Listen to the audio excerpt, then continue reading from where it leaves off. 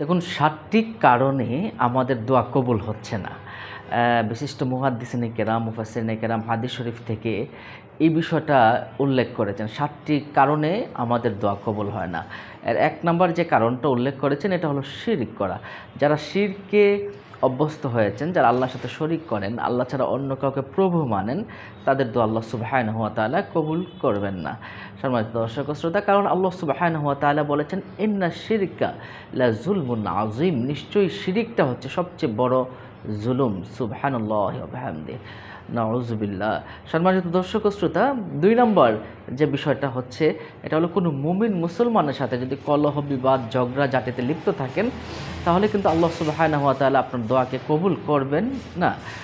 তাহলে মুমিন মুসলমানের সাথে আপনি ঝগড়া বিবাদে লিপ্ত না থাকারই অবশ্যই শতভাগ আপনাকে চেষ্টা করতেই হবে, নতুবা আপনার দোয়া কবুল হবে না। ৩ নম্বর যে বিষয়টা আমরা করব এটা হলো মদ্যপান করা। আল্লাহ সুবহানাহু ওয়া তাআলা মদ্যপানকে হারাম করেছেন। যারা মদ্যপানে লিপ্ত থাকবে তাদের দোয়া আল্লাহ সুবহানাহু ওয়া তাআলা কশিনকালেও কবুল করবে না। নিশ্চয়ই বিষয়টা বুঝতে পারছেন। মদ পান করলে আল্লাহ সুবহানাহু ওয়া তাআলা তার ইবাদত কবুল করেন না, তার দোয়া কবুল করেন না, এবং আল্লাহ সুবহানাহু ওয়া তাআলা তার উপর অভিসম্পাত নাজিল করতেই থাকেন। সম্মানিত দর্শক, ৪ নম্বর যে বিষয়টা বলবো এটা হলো পিতামাতার নাফরমানিতে যারা লিপ্ত থাকে তাদের দোয়া আল্লাহ সুবহানাহু ওয়া তাআলা কবুল করে না। যারা মা বাবার অবাধ্যতা করে, শুধুমাত্র দিনী বিষয় বাদ দিয়ে, যেমন নামাজ পড়তে নিষেধ করা, নামাজ পড়তে না দেওয়া, এগুলো বা ইসলামিক বিষয়গুলো বাদ দিলে বাকিগুলো বিষয়ে যদি আপনি মা বাবার অবাধ্য হন, তাহলে আপনার জন্য এটা নাফরমানি, আপনার দোয়া আল্লাহ পাক রব্বুল আলামিন কবুল করবেন না।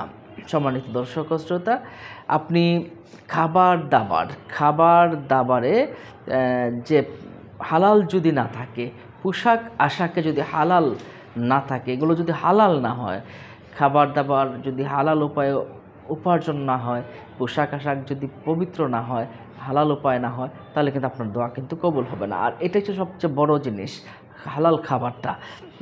এরপর ৬ নম্বর দেখুন, আমরা এমন কিছু করি যে গুনাহের বিষয়গুলোকে আমরা বড় মনে করি না। তো গুনাহ আমাদের বারবার একটা গুনাহ বারবার করতে থাকা, এই বিষয়টা কিন্তু আমাদেরকে থেকে হেফাজত থাকতে হবে। যদি আমরা গুনাহগুলো বারবার করতেই থাকি, তাহলে কিন্তু আল্লাহ পাক আমাদের দোয়া কবুল করবেন না। ৭ নম্বর যে বিষয়টা বলবো এটা হলো আমাদের দোয়ার বিষয়ে খুব তাড়াহুড়া করা। আল্লাহ সুবহানাহু ওয়া তাআলা কিছু দোয়া আল্লাহ পাক পরকালের জন্য রেখে দেন। হ্যাঁ, আল্লাহ পাকই তো মঙ্গল চান, তো আল্লাহ পাক কিছু দোয়া বান্দার পরকালের জন্য রেখে দেন। এজন্য কোনো বিষয়ে আমাদের তাড়াহুড়া করাটা মোটেও কিন্তু উচিত নয়। সম্মানিত দর্শক ও শ্রোতা, তাহলে আমরা নিশ্চয় বিষয়টা বুঝতে পারলাম যে আমরা শিরিক করা, কলহ বিবাদ থেকে নিজেকে হেফাজত রাখা, মদ্যপান থেকে হেফাজত রাখা, পিতামাতার নাফরমানি থেকে হেফাজত থাকা, তার পোশাক আশাক খাবার দাবারে হালাল হওয়া, গুনার বিষয়গুলো থেকে খুব নিজেকে হেফাজত রাখা, তাড়াহুড়া করা, দোয়া কবুলের ক্ষেত্রে খুব তাড়াহুড়া না করা, এই বিষয়গুলো যদি আমরা করতে পারি তাহলে নিশ্চয়ই আল্লাহ সুবহানাহু ওয়া তাআলা আমাদের দোয়াকে কবুল করবেন। নিশ্চয়ই বিষয়টা বুঝতে পারছেন। আল্লাহ আমাদের ভালো রাখুন, সুস্থ রাখুন।